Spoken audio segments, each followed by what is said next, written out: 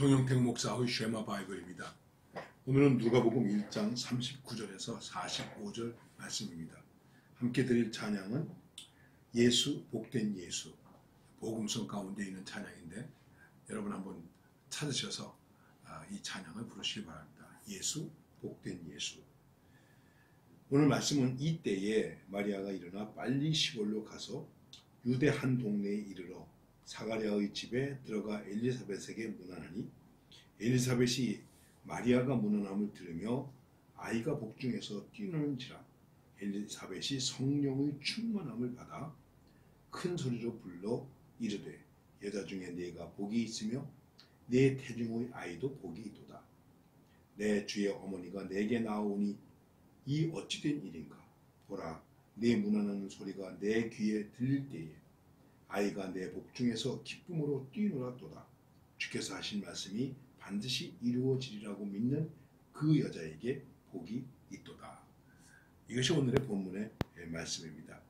내용이 그렇게 길지 않기 때문에 제가 본문을 다 읽었는데 이때에 즉 마리아가 이제 내가 아들을 낳으리니 이름을 예수라 하라 하는 그 천사의 말을 들었을 때에 이 사건이 있은 다음에 주여 계집종이 오니 주의 말씀대로 이루어지이다 라는 그 고백을 한 이후에 그가 바로 엘리사벳에게로 갑니다.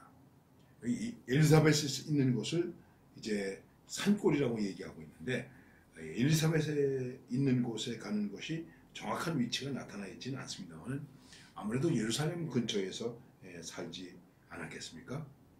남쪽 유다까지에 가게 되는데 당시 마리아는 나사렛에서 살았다 이렇게 볼 수 있습니다. 그 나사렛에서부터 지금 남쪽 유다까지 가려면은 시간이 꽤 많이 걸리게 됩니다. 정확하지는 않지만 그 당시의 입장에서 볼 때 뭐 적어도 한 150km는 떨어져 있다 이렇게 얘기하고 있습니다. 교통편이 없고 주로 걸어서 가거나 그랬을 터인데 하여간 성경은 빨리 갔다고 말하고 있습니다. 그건 왜 그랬을까? 마리아가 왜 이렇게 빨리 엘리사벳에게 가고자 했을까? 엘리사벳도 하나님의 계시로 아이를 가졌단 말이에요.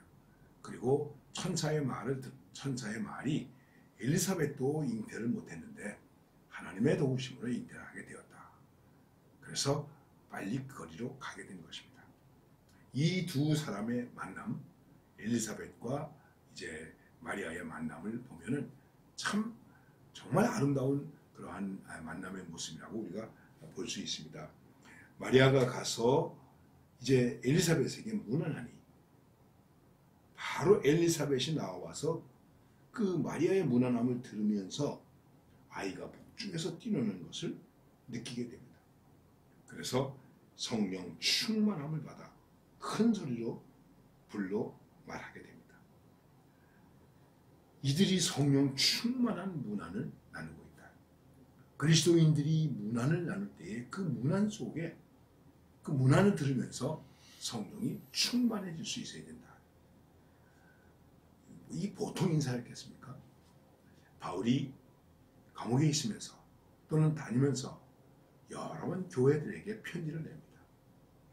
예를 들면 빌립보에 있는 교우들에게, 고린도에 있는 성도들에게 편지를 보냅니다. 그리고 그때 문안합니다. 내가 그리스도의 이름으로 문안한다. 은혜와 평강이 너에게 있을지어다. 그 편지를 받아든 순간에 그 귀절을 읽는 순간에 그 당시 성도들의 마음이 어떠했을까요? 성령이 충만했겠죠. 오늘 성도들이 서로 만나서 인사할 때 만남을 가질 때 그 안에 성령의 역사가 일어난다면 얼마나 좋겠습니까? 그러면서 엘리사벳이 말합니다. 아니 여자 중에 네가 복이 있으며 태중의 아이도 복이 있도다. 벌써 알게 됐어요. 마리아의 태중에서 아이가 노는 것을 느끼게 되었어요. 그래서 어머니와 태중의 아이가 복이 있다. 그리고 겸손하게 말합니다. 내 주의 어머니가 내게 나오시니 이게 어찌된 일인가. 주님의 어머니가 내게 오시고 있다. 당시 신분으로 볼 때 이 엘리사벳은 대제사장의 부인이에요. 사가랴의 부인이에요.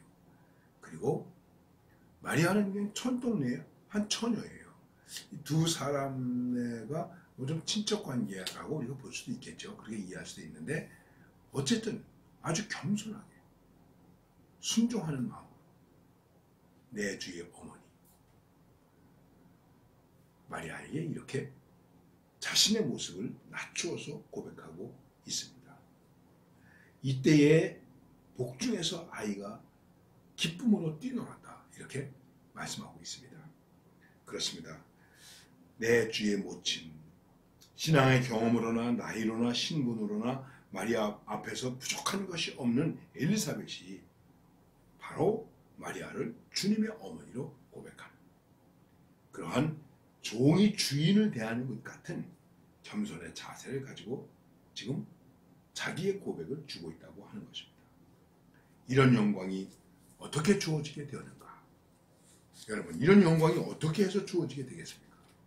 엘리사벳에게 주어진 영광, 그 기쁨, 그리고 태중의 기쁨, 마리아에게 주어진 그 영광과 그 마리아의 기쁨과 그리고 또 마리아의 태중의 기쁨.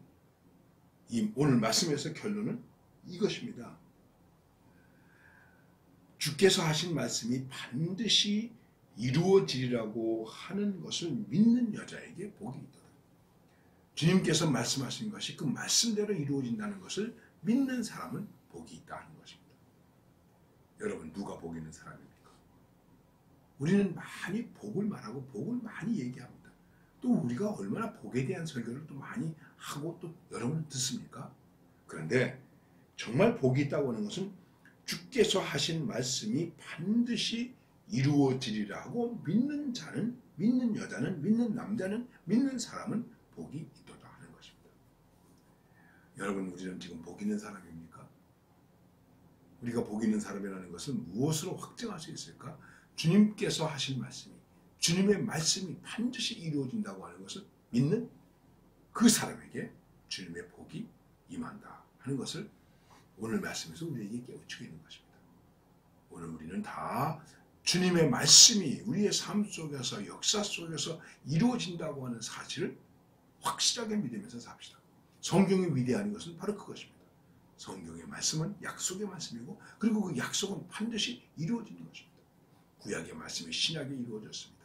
신약의 말씀이 오늘 우리에게 이루어집니다. 신구약의 말씀이 오늘 우리의 삶 속에서 이루어지게 된다고 하는 사실입니다. 이것을 믿는 자는 복이 있다. 그리고 이것을 믿을 때에 하나님을 찬양하며 그것이 영광이 되며 기쁨이 되며 성령 충만함이 될 수 있는 것입니다. 오늘도 주님의 말씀이 이루어짐을 믿고 사는 복 있는 사람이 되시기를 바랍니다.